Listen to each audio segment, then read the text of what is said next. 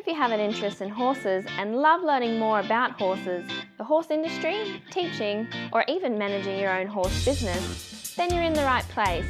We would love you to join us on our mission, which is to improve the lives of horses around the world through the education of riders, handlers, and trainers. So get comfortable, listen in, and enjoy. This is another of our popular Listener's Choice interviews, which we're playing over the weekend. We've chosen the most popular interviews for you to select the Listener's Choice winner. If you're not sure how the Listener's Choice competition works, have a look at horsechats.com/choice for the rules and the leaderboard. Today we're going to introduce Carolyn Coleby. Carolyn's had a lifetime of horses. She's riding at Grand Prix, she's teaching, training and judging, and she's also bred and run some major equine events. How are you today, Carolyn? I'm well, Glenys. How are you? Great. Look, normally I say good, wonderful, I'm just going to say fantastic, absolutely stunning, just to change it around a bit. Yeah. All right. Sounds a good idea. Yep. Carolyn, we normally start off with an inspirational quote or a quote that you often use teaching. Have you got one for us? Not necessarily one I use teaching, but I do say it to people on occasion and I use it for myself. Feel the fear and do it anyway. That's a good one. Yep. It's certainly talking about pushing the boundaries, and I think, we haven't had that one before, I don't think, but we've had some along the same sort of lines, that if you want to succeed, there is a bit of fear in it sometimes. You've got to push the boundaries. You've got to do it anyway. Yeah. Yep. Life with horses is not very cushy all the time. Yep. Life isn't necessarily cushy, and if you're not prepared to take a risk you have to take risks sometimes, and sometimes the risks work and sometimes they don't. That's right, otherwise it gets a bit boring. Yeah. All right, Carolyn, you've had a lifetime of horses. I know you've been in horses a long time, but how did you actually start with horses? I can vaguely remember, I came from England when I was 3, and I can remember horses in the racing stables before I actually came to Australia. So, it's been quite a long background. Okay. As a child, I didn't ride very much. I lost my nerve when I was around about 12 and sort of then started riding again and then finished sixth form or year 12 as it is now and needed a job. And I was lucky enough to be having lessons from June James, who organised that I got a job with Malcolm Barnes at Oakwood. And basically I've never got out of the horse industry. I'm interested about losing your nerve, because you're a coach now, right? And as a coach, you can see potential problems and how people could lose their nerve, but how people could get back into it. So how did that happen, and what did you do to get over it? We had borrowed ponies, and there were 4 children and 1 or 2 ponies or horses between us, and I was run away with a couple of times and had 1 or 2 falls that didn't feel very much fun, and I sort of I don't think I really want to do this. And then some time later, one of my friends in the district said, "Oh, I'm a much better rider than you are." And I went, "Well, of course you are, because I don't even ride." So I started riding. That's good. That was certainly a challenge for you, wasn't it? Sometimes people you never know what's going to motivate someone. So, Yeah. Good. And then you're lucky enough to go on and get a job with Malcolm Barnes. What was the position that you had with him first? I was just basically stable hand, whatever. We had horses in work, school horses that came to be bred and all those things.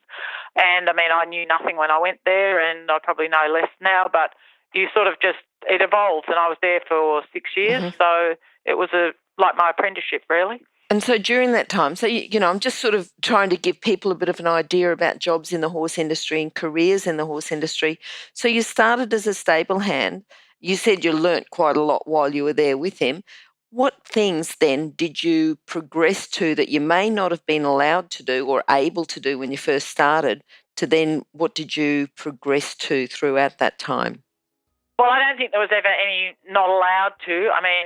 That stage at Oakwood, we worked 6 days a week, and it was 7 till when we finished, and everything that had to be done had to be done. Horses had to be fed, mares had to be bred, horses had to be got ready for lessons, and at some point, we all had to start teaching because we had to justify our wages. We weren't necessarily highly paid, but you had to sort of be producing an income as well. So we all had to start teaching, and at that stage I thought teaching was an absolute nightmare because I was very shy, trying to help other people to learn things that you were sort of just knew a bit of yourself, but under supervision was great because at least you learnt what you were doing that was correct, what you were doing that wasn't correct, and progressed from there. And certainly from a point of view, I find this very difficult nowadays because there are people who go, I want to work with horses, I want to go into the horse industry, and then they go and, they have to basically serve an apprenticeship and they can't cope with the fact that they think they should be being paid highly when they're learning skills that they don't have. And as I often say, if you're going to university, you go and have to have a second job while you're at university to support yourself. University doesn't pay you to learn. Yes. And there is quite a lot to learn going from an amateur rider into being a professional within the industry. There is. Yeah. Yep. And if you want to be a professional, just, remember it's hard work. It is, much as there are 30-hour weeks or whatever they are in the horse industry, and certainly if you're running your own business, such a thing doesn't exist.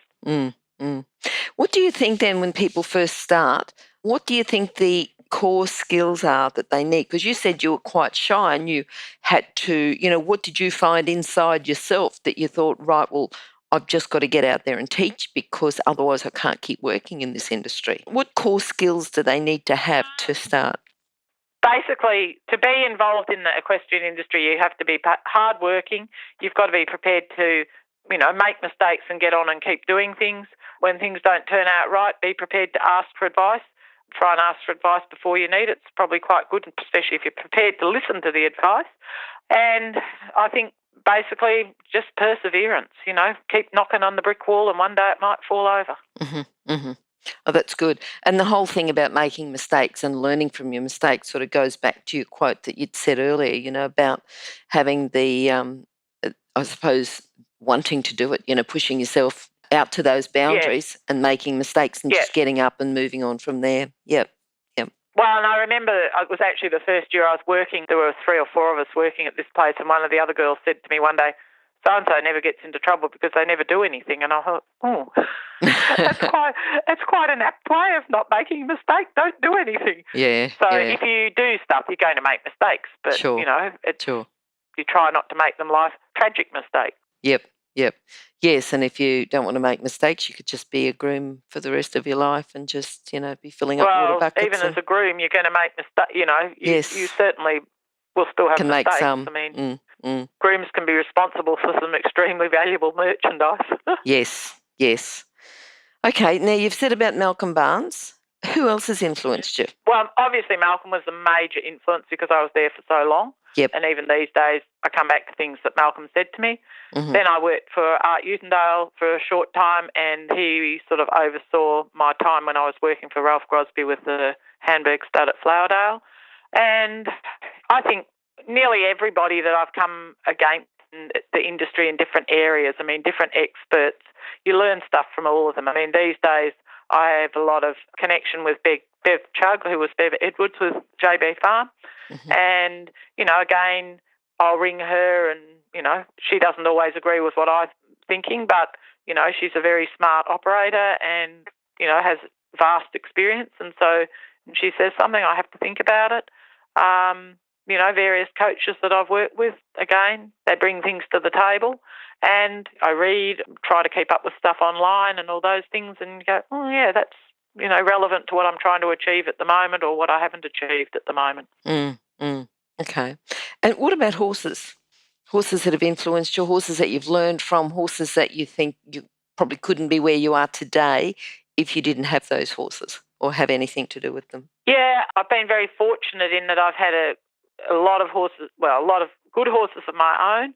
I've also been very fortunate because I've taught a lot of good riders and successful riders and helped them with, their skills and their horses. And so I've had the opportunity to ride horses that have gone to the Olympics and World Games and things like that, although they weren't actually my horses, more particularly event horses than anything, and ridden some horses that have gone on to do great things as older horses, ridden them as, 4-year-olds and 5-year-olds and that sort of thing. So, different horses have different influences on you, and some of the horses that may have had the most influence I may not have ridden more than once or twice, but they've just given me a sense of something or a feeling for something where I go, I want to find that again.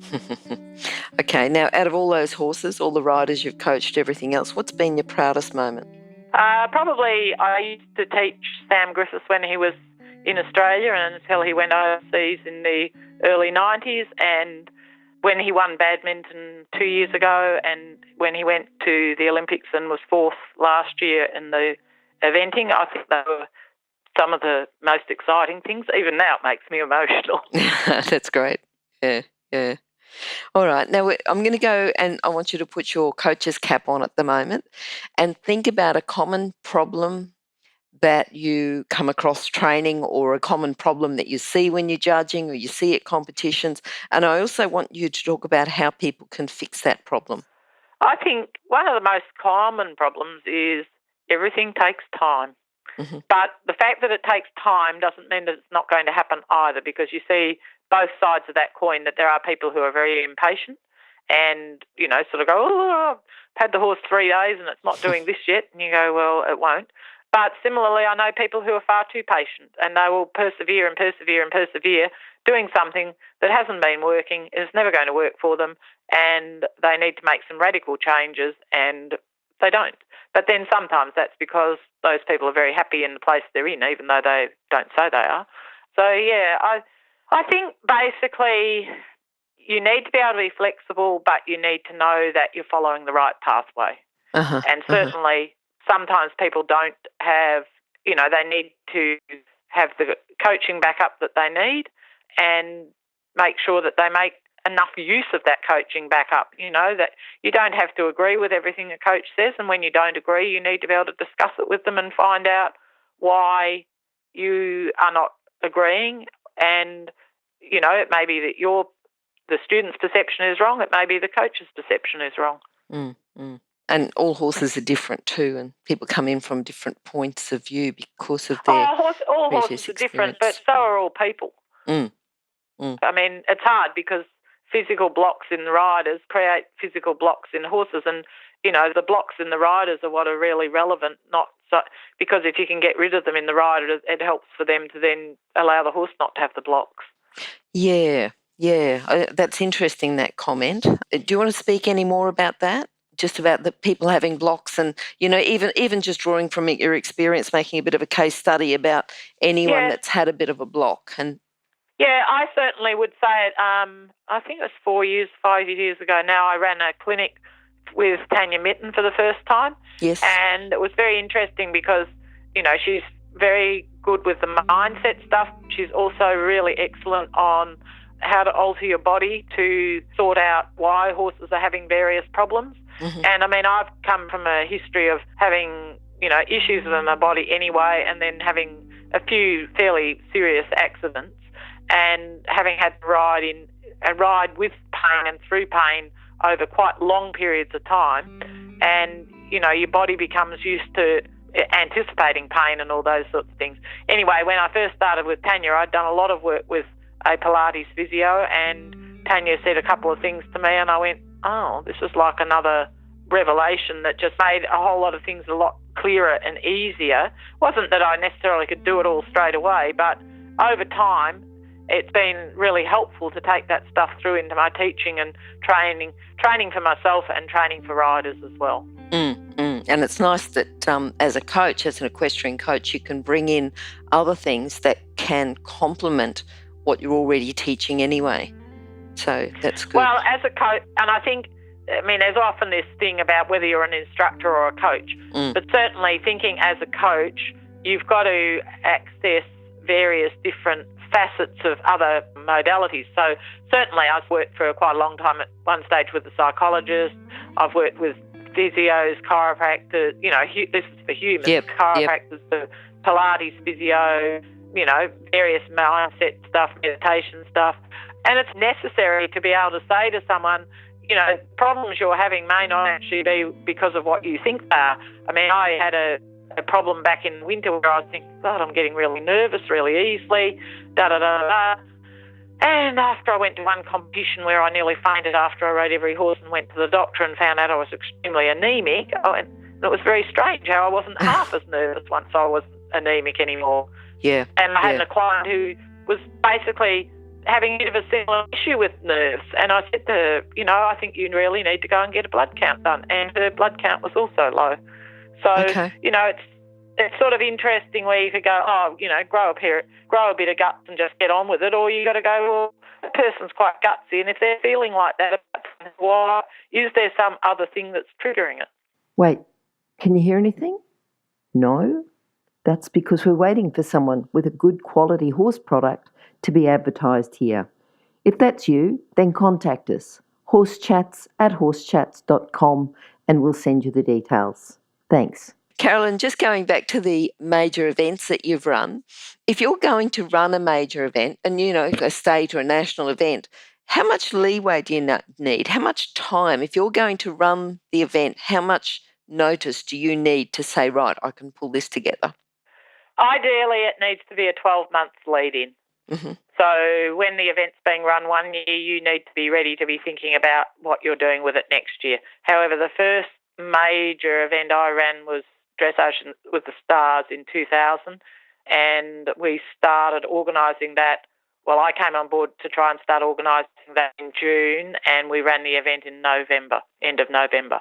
Okay, that's pretty tight. Mm. It was tight. Mm-hmm. And I don't really know how, I did have good people helping me, but it was very much leaping in the deep end and going, oh, yeah, I can do this, and then paddling madly. Mm-hmm, mm-hmm. All right, so just say you've got an event, you've got 12 months lead in. How do you divide the jobs up? How do you just say you can work on this and divide the different sections up? What are the major sections or major parts that you need to organise? Well, if I'm the event director, the first thing I need is a good secretary. The second, then you need to go through categories like the hospitality, the who's going to do media stuff. That's absolutely major component. The events I've run have been for Equestrian Victoria, so it's a big volunteer component. So you need someone who's good at coordinating volunteers. I mean, you need a treasurer, you need everyone you think you need and then some more of them.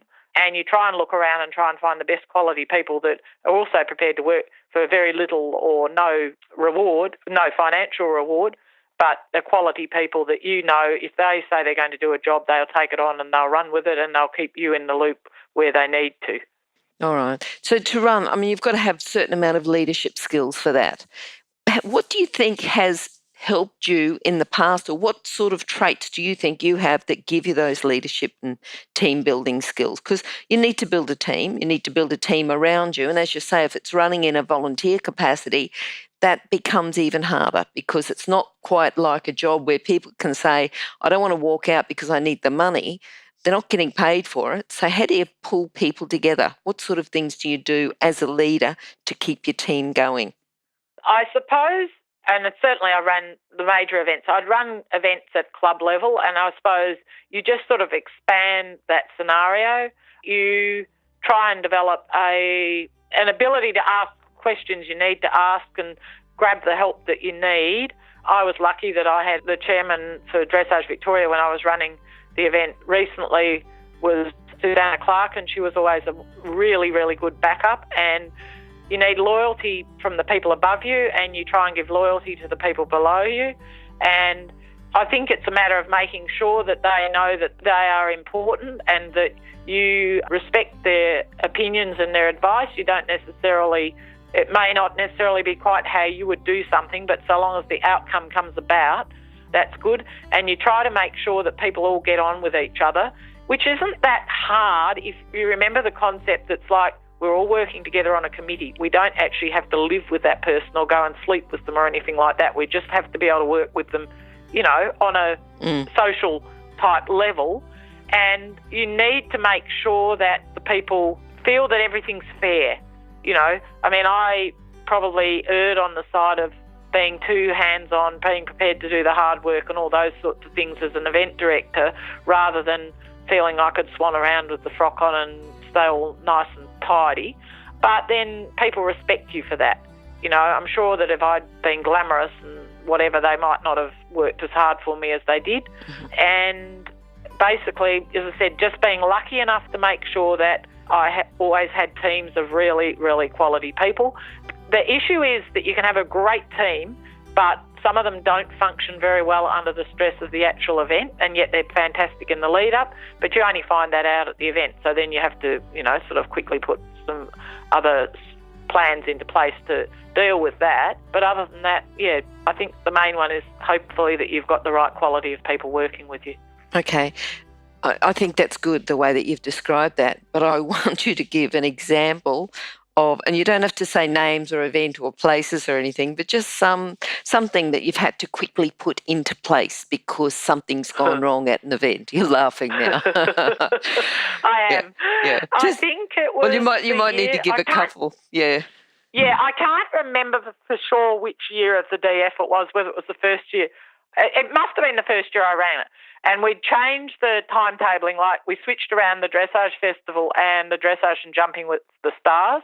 So Dressage Festival moved to December, and we'd made that decision, and then lo and behold, we had EI and all these things. And so anyway, come the event in December, we were running on a remarkably tight budget, and it was like there might have been a $2,000 profit or something like that. It may not have been. It might have been break even. I can't remember. But it was very tight.